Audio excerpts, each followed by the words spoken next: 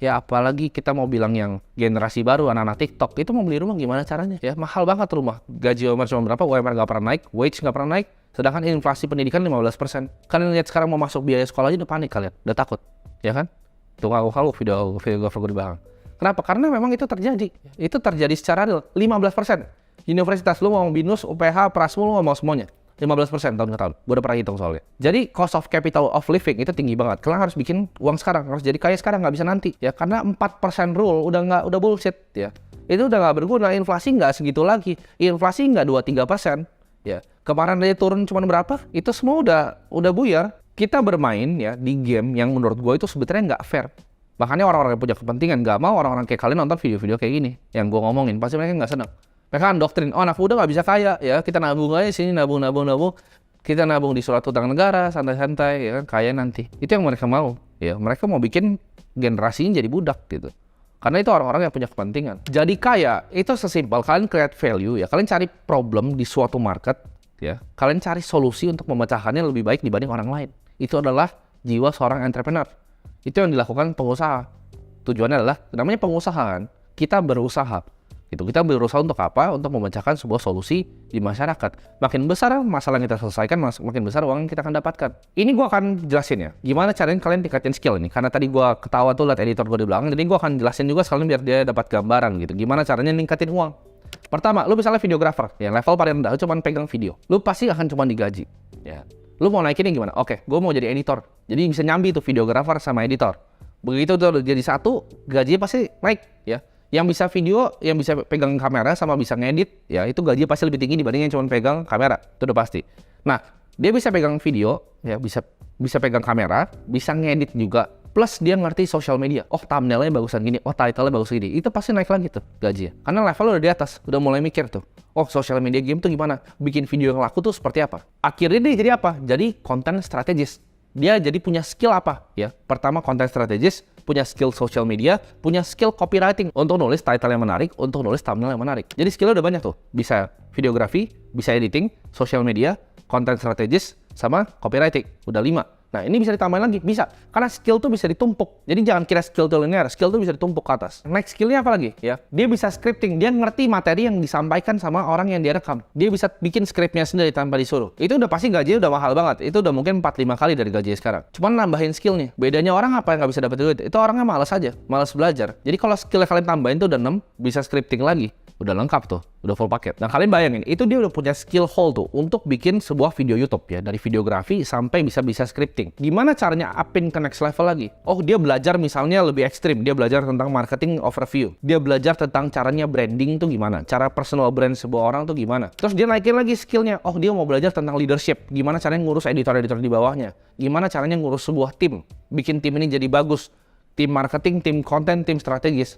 Next thing you know, dia jadi CMO, Chief Marketing Officer, jadi direktur. Dengan apa? Dengan ningkatin skillnya dari videographer tadi, cuma pegang kamera, tingkatin skill sesuai urutan yang gue bilang. Lu bisa jadi direktur marketing. Itu contoh di videografi. Contoh lagi ya, ini gue contoh skill yang lain. Misal kalian awal iseng-iseng invest crypto, trading crypto, awal-awal nggak jelas gitu kan. Belajar kalian gimana caranya lebih dalam.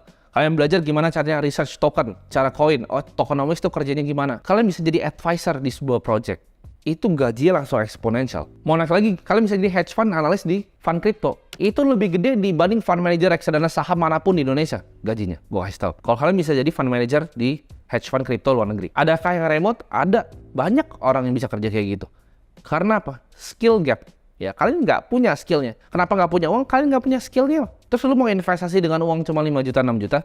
Mau kapan jadi kayanya? Kalian tingkatin dulu skillnya tadi. Kalau jadi direktur marketing gaji 100 juta. 80 juta, 90 juta. Investnya bisa banyak kan?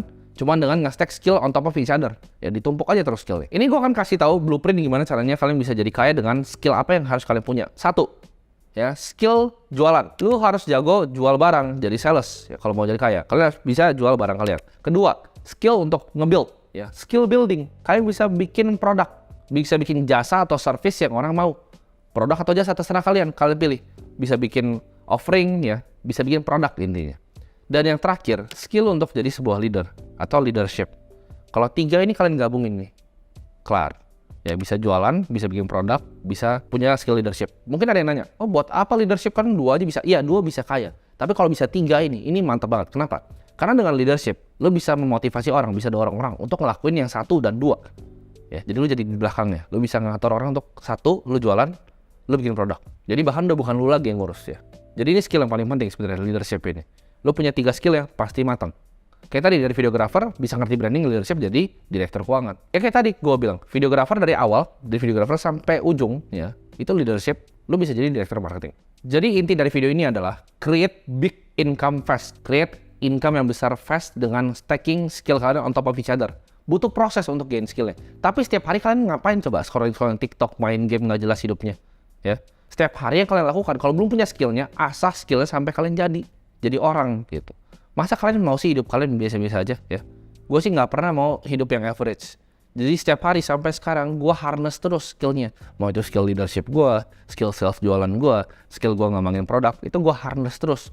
Gue cari terus informasi dan filter informasinya dari apakah hidup yang dia punya adalah hidup yang gue mau.